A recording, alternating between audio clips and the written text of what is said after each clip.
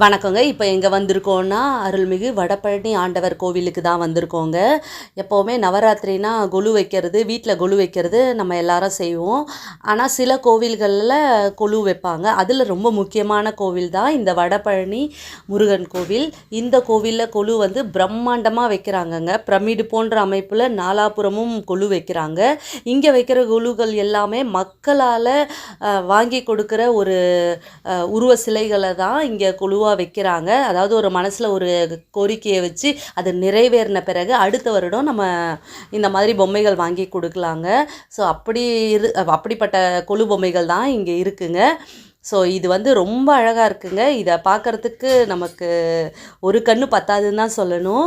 வாய்ப்புகள் அமைஞ்சால் கண்டிப்பாக வந்து இந்த வடபழனி ஆண்டவர் திருக்கோயிலை வந்து பாருங்கள். இதோட ஃபுல் டீட்டெயிலை ஜெய்ரேகா யூடியூப் சேனலில் போட்டிருக்கேன். மறக்காமல் செக் பண்ணி பாருங்கள்.